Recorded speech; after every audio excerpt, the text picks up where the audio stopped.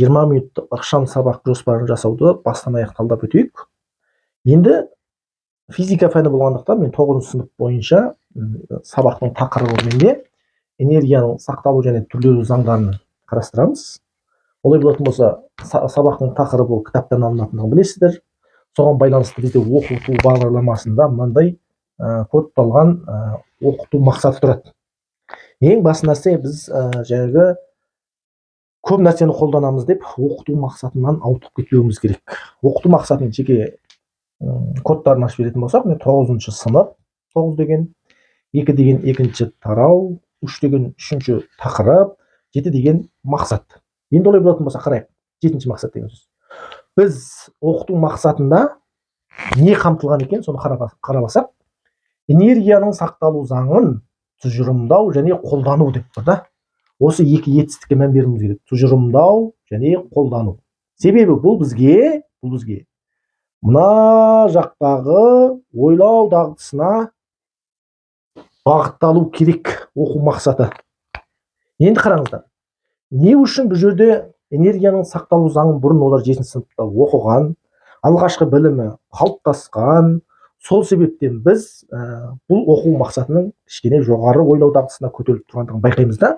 Себебі мен бірден қолдану, талдау, жинақтауға дейін көтерейін деп шештім. Себебі қарасаңыздар, бұл жердегі егер біз білу, түсіну дейтін болсақ, қателесіп қаламыз. Себебі 7 сыныпта энергияның сақталу заңын олар біледі, ол туралы есептер шығарған. Сол себепті ол бірден біз 9 сыныпқа келген кезде қолдану ойлау дағдысынан жинақтау ойлау дағдысына дейін көтеріп жіберуіміз керек. Енді қарайық. Келесі біз сабақ мақсатына келетін болсақ, бұл кезде сабақ мақсатында бізде айтылып тұр да, осы энергияның сақталу заңын біз оқыту мақсатынан сабақ мақсатын шығарып алуымыз керек. Оны шығару үшін тағы да мына екі етістікке мән беруіміз керек. Энергияның сақталу заңын талдайды, және оған тапсырмалар орындау. Екі нәрсені алдық та.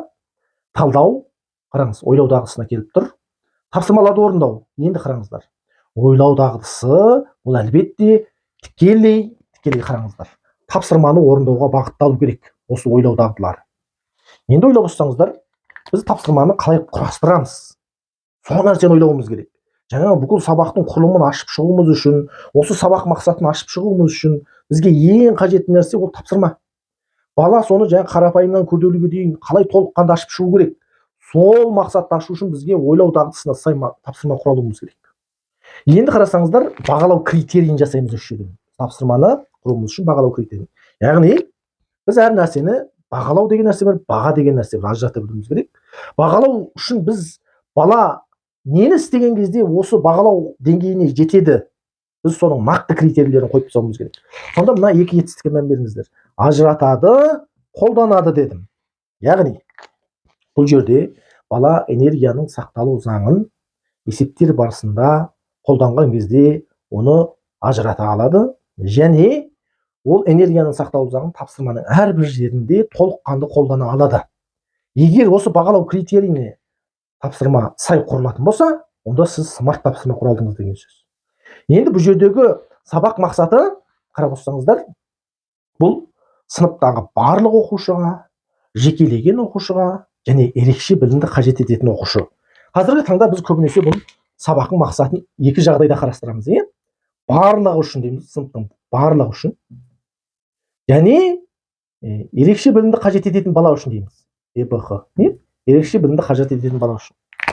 Біз мейлі өз сыныбымызда берейік, мейлі бір жаңа ортада, жаңа бір мектепте барып сабақ беріңіз. Сіз қайдан білесіз, сыныбыңыздың ортасында ерекше білімді қажет ететін инклюзивті бала да тұрған шығар. Біз мына ойлау дағдыларын бәріне қол жетімді етуіміз керек. Яғни мына жарық, күннің жарығы бәрі біркелкі таралады ғой, бірдей жылдамдықпен. Біз сол секілді көлеңке қалдырмауымыз керек. Сыныпта отырған 20 неше бала болса, соның барлығына толық тапсырма, толыққанды жетіп бару керек. Бірақ әлбетте әр баланың ойлау дағдысына саралану керек мақсат. Мақсатты саралау деген нәрсені түсінуіміз керек. Мақсат саралану үшін, барлығы үшін, және кейбір балалар деп айтамыз. Кейбір балалар деген түсініпсіздер, олар дарынды оқушылар бар ішінде.